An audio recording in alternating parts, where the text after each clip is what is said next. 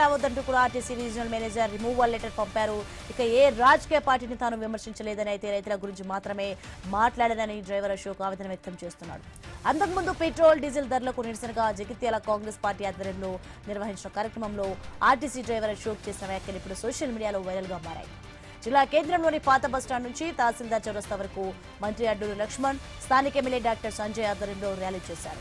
అదే సమయంలో ట్రాఫిక్ ను పోలీసులు మళ్లించారు. ఇదే సమయంలో పక్కన వెళ్తున్న ఓ ఆర్టీసీ బస్ డ్రైవర్ వడ్లు మొక్కల గురించి పట్టించుకోండి, పెట్రోల్ రేట్లు ఎప్పుడైనా దించుకోవచ్చు అంటూ చేసిన వ్యాఖ్యలు అక్కడ ఉన్న వారిని ఆకర్షించగా ప్రస్తుతం ఆ వీడియో అయితే సోషల్ మీడియాలో వైరల్ గా మారింది.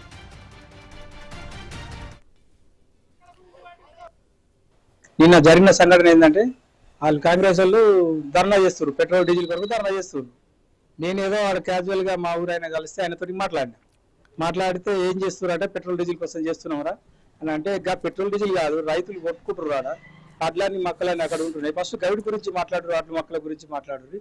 పెట్రోల్ డీజిల్ మన స్టేట్ కాబట్టి మనం దించుకోవచ్చు, ఎక్కించుకోవచ్చు అని చెప్పేసి మాట్లాడినా ఇక వెళ్ళిపోయాను. ఇక ఇవన్నీ అయితే అని అనుకోలేదు. నేను వెళ్ళిపోయిన తర్వాత ఈ రోజు నేను డ్యూటీకి పోయేటప్పటికి ఏమైందంటే నీకు ఆర్ఎం నుంచి లెటర్ వచ్చింది, డ్యూటీ చేద్దామని చెప్పేసి మాట్లాడారు అని అంటే మరి నాకైతే లెటర్ ఇవ్వలేరు అంటే నీకు ఆల్రెడీ మీ స్టేట్కి పంపించారు, నీకు డ్యూటీ చేద్దామన్నారు అని చెప్పేసి మాట్లాడినాక తర్వాత అటు పోయి మాట్లాడిన తర్వాత ఇక వేరే నుంచి కాల్స్ వచ్చిన తర్వాత 2 days తర్వాత ఇస్తాం డ్యూటీ ఇవ్వమని చెప్పేసి మాట్లాడారు.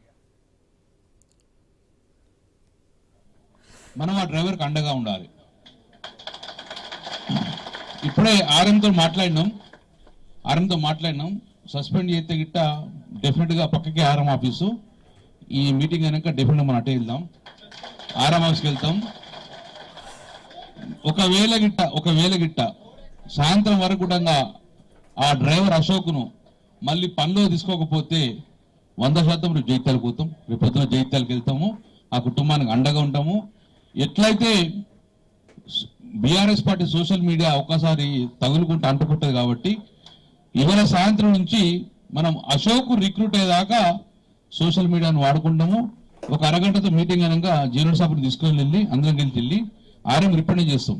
ఒకవేళ గిట్ట సస్పెండ్ చేయకపోతే సంతోషం, సస్పెండ్ చేస్తే నువ్వు మళ్ళీ సాయంత్రం రిక్రూట్ అయ్యేదాకా మేము అక్కడే కూర్చుంటామని చెప్పేసి కరీంనగర్ స్టార్ట్ చేస్తాము.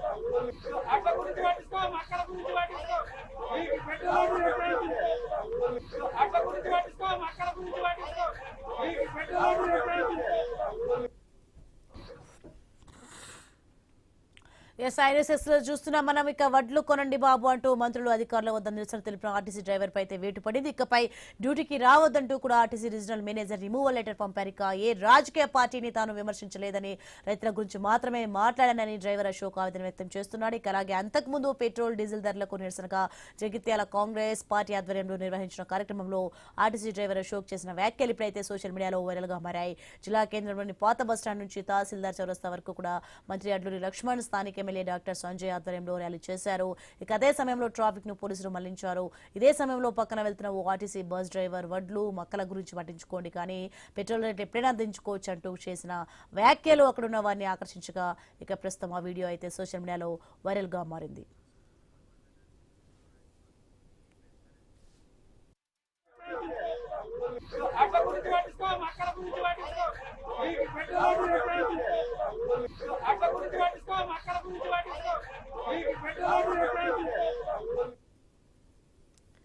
సో ఇదే అంశానికి సంబంధించి మాట్లాడడానికి మనతో పాటు శంకరాల రవికుమార్ గారు ఉన్నారు, బీజేపీ అధ్యక్షులు.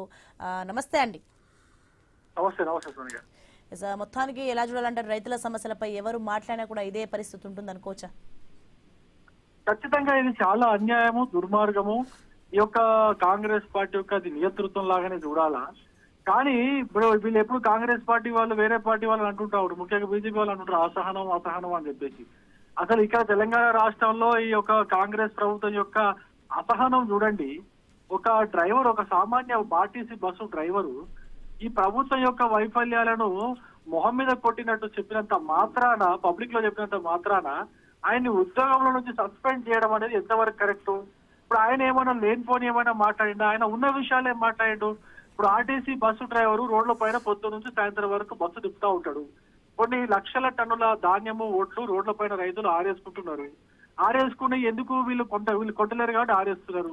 వీళ్ళు కొంటే అది వాళ్ళు ఎందుకు ఆరేసుకుంటారు? ఒకవేళ వాళ్ళు ఆరేసుకుంటే ఇప్పుడు బస్సు డ్రైవర్లకు కూడా ఇబ్బందే కదా, రోడ్ల పైన బస్సు నడిపించేటప్పుడు ఇబ్బంది. అందుకే డ్రైవరు తన యొక్క సొంత అనుభవాన్ని తన కళ్ళతో చూసిండు కాబట్టి, రైతుల యొక్క కష్టాలని కళ్ళతో చూసిండు కాబట్టి ఆ ఆవేదనతో, నాకు తెలిసి తను కూడా రైతు ఉన్నట్టున్నాడు, అదే ఆవేదనతో ఆయన అలాగే హోల్డ్ ఉండండి రవిశంకర్ గారు. మనతో మాట్లాడడానికి మాజీ మంత్రి జీవన్ రెడ్డి గారు ఉన్నారు అందుబాటులో. నమస్తే అండి జీవన్ రెడ్డి గారు. నమస్కారం అమ్మా. మొత్తానికి ఆర్టీసీ డ్రైవర్ ఇన్సిడెంట్ చూసుకుంటే మరి ఆర్టీసీ డ్రైవర్ మాట్లాడిన దాంట్లో ఎంతవరకు తప్పు ఉంది, ఎంతవరకు నిజం ఉంది, ఏంటి దీన్ని ఏ విధంగా? అన్యాయమ్మా. పాపం ఆర్టీసీ డ్రైవర్ ఏదైతుందో పెట్రోల్ డీజిల్ ప్రైస్ హైక్ మీద అధికార పార్టీ అయి ఉండి కాంగ్రెస్ పార్టీ ధర్నా చేయడం, అది ఒక మంత్రి ఎమ్మెల్యే అయి ఉండి ఆశ్చర్యం కలుగుతుందమ్మా.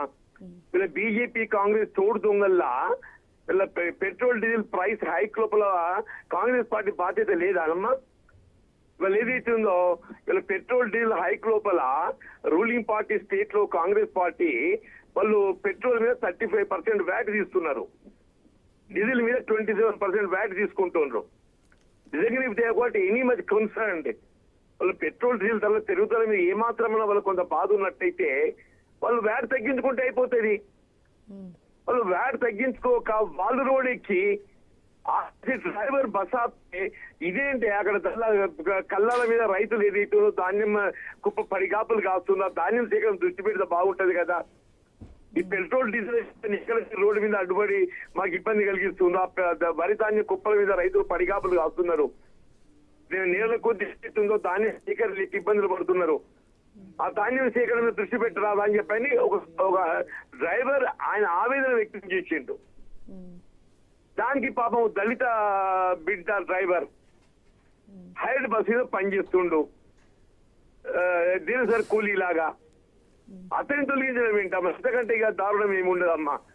జీవన్ రెడ్డి గారు మరీ ముఖ్యంగా అయితే జీవన్ రెడ్డి గారు మరీ ముఖ్యంగా డ్రైవర్ చేసిన వ్యాఖ్యలకు ఎందుకు అంటే ఇలాంటి చర్యలు తీసుకుంటున్నారు, దీన్ని ఏ విధంగా చూడాలి అండ్ ముందు ముందు ఫర్దర్ గా తీసుకునే యాక్షన్ ఏంటి? దీన్ని మనం ప్రత్యేకించి డ్రైవర్ మాట్లాడే మాటల్లో అయితే మనకి మానవత్వం అయితే క్లియర్ కట్ గా అయితే అర్థమవుతుంది. అయినప్పటికీ ప్రభుత్వం ఎవ్వరు కూడా ఇటువంటి చర్య తీసుకోరమ్మా. అది పరాకాష్ఠ చేరుకుంది.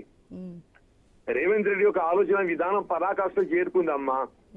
అయితే రైతుల సమస్యలపై ఎవరు మాట్లాడినా కూడా ఇదే పరిస్థితి ఉంటుంది అనుకోవచ్చా? ఆయన ఆవేదన వ్యక్తం చేస్తే వాడు ఉన్నోకు రోడ్డు కొట్టడం ఏంటమ్మా?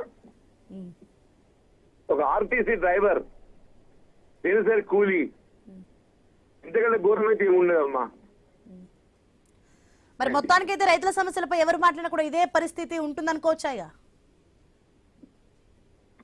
చెప్పమ్మా, వాళ్ళు ఏదైతే అదే ఉత్తమ్ రెడ్డి ఏదైతే 90 లక్షల మెట్రిక్ టన్నులు ధాన్యం సేకరణ చేస్తా అంటాడు, రేవంత్ రెడ్డి గారికి 75 లక్షల మెట్రిక్ టన్నులు అంటాడు, సేకరణ చేసింది 50 లక్షలు, మరి ఇంకా 40 లక్షల మెట్రిక్ టన్నులు ఎక్కడ పోవాలమ్మా? వీళ్ళ ప్రభుత్వము వాళ్ళ ముందు అంచనా 140 లక్షల మెట్రిక్ టన్ ధాన్యం ఉత్పత్తి, 140 lakh metric ton, out of which government is expected to procure 90 lakh metric ton. ఆ 90కి వెళ్ళేది అవుతుందో ముఖ్యమంత్రి 75 లక్షలు పడగొట్టేసిందమ్మా. ఇప్పుడు 75 లక్షలు ప్రొక్యూర్ చేసింది ఎంత అంటే 50 లక్షలు. ఇప్పుడు 25, 15, 40 లక్షలు మార్కెట్ లో కళ్ళలో పడి ఉన్నది. ఇప్పుడు రైతులను ఆదుకోవడానికి చర్యలు తీసుకోక ఏదో ఆర్టీసీ డ్రైవర్ అయినా ఆవేదన వ్యక్తం చేస్తే మన పెట్రోల్ డీజిల్ ధర.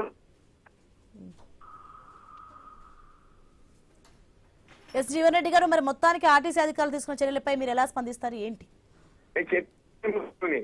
ఒకవేళ మీరు ఆ సస్పెండ్ దొరికి కొనసాగించకుండా మాత్రం think our protest to continue. Will think of our protest continue. Okay, right. Thank you sir.